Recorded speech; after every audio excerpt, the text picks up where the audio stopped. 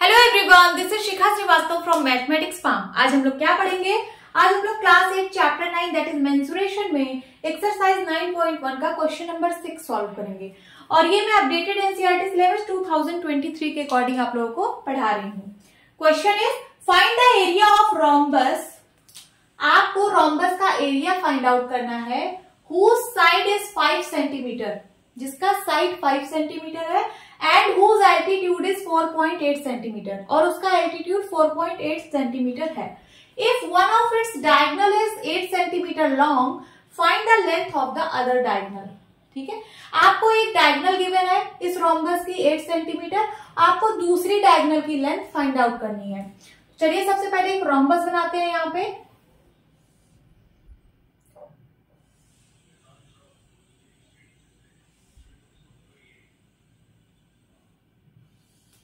This is rhombus. ठीक है, क्या क्या गिवन है? तो सबसे पहले एक डायगोनल है 8 सेंटीमीटर, मैं यहां पे बना लेती हूं। ये एक डायगोनल है और ये एक डायगोनल है। एक डायगोनल की यहां पे लेंथ गिवन है दैट इज 8 सेंटीमीटर, तो मैं इस वाले डायगोनल को 8 सेंटीमीटर बोल रही हूं। ठीक है, और आपको दूसरी डायगोनल की लेंथ बतानी है।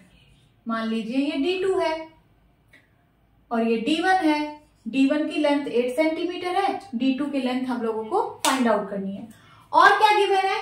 एल्टीट्यूड गिवन है। एल्टीट्यूड क्या होता है? तो एल्टीट्यूड इज द हाइट, वो परपेंडिकुलर। एल्टीट्यूड क्या है? परपेंडिकुलर है, वो हाइट है। ठीक है, सो अगर मैं यहां से इस वाले लाइन पे 90 डिग्री ड्रॉप कर दूं, ये तो ये क्या है? ये एल्टीट्यूड है, दिस इज एल्टीट्यूड। और ये कितना गिवन है? 4.8 सेंटीमीटर, मीन्स यहां से लेके यहां तक इतनी लेंथ दी है 4.8 सेंटीमीटर।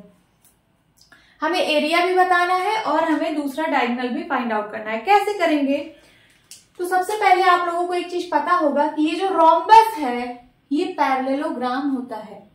ठीक है, ये जो रोम्बस है ये एक पैरेललोग्राम भी होता है।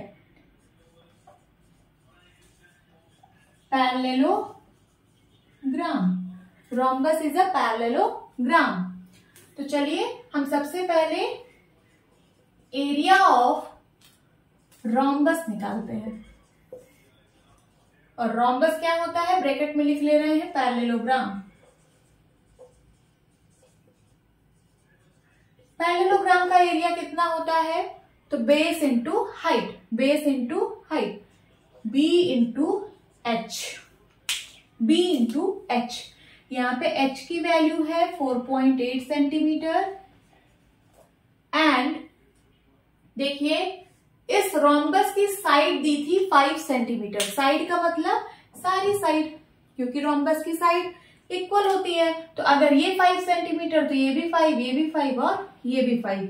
लिख लेती हूं 5 सेंटीमीटर, 5 सेंटीमीटर, 5 सेंटीमीटर, 5 सेंटीमीटर। ठीक है, तो ये है हमारा बेस। बी की वैल्यू कितनी है? 5 सेंटीमीटर। चलिए यहां पे लिख लेते हैं 5 इंटू 4.8, मल्टीप्लाई कराइए। 8 5 जा 40, कैरी आया 4, 5 4 जा 20, 20 और 4 24। यहाँ पे 1 प्लेस पहले डेसिमल है तो यहाँ पे 1 प्लेस पहले डेसिमल लगेगा, ये हो जाएगा 24.0 मीन्स 24। और यूनिट क्या होगी? सब सेंटीमीटर में है तो एरिया आएगा किसमें? सेंटीमीटर स्क्वायर में। मैंने एरिया ऑफ रोम्बस निकाल लिया। अब आप लोग को पता है कि एरिया ऑफ रोम्बस जो होता है, एरिया ऑफ रोम्बस को मैं AR लिख रही हूं। एरिया ऑफ रोम्बस होता है half into D1 into D2।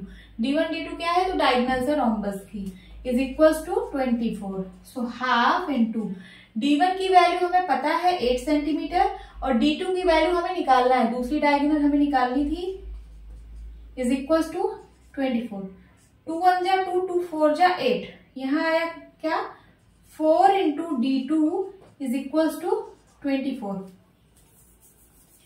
ये 4 इधर मल्टीप्लाई में है, इस साइड आएगा तो डिवाइड में हो जाएगा। सो D2 की वैल्यू कितनी आएगी? 24/4। 4 1 जा 4, 4 6 जा 24। तो D2 की वैल्यू कितनी आएगी 6 और यूनिट क्या होगी सो सेंटीमीटर, 6 सेंटीमीटर।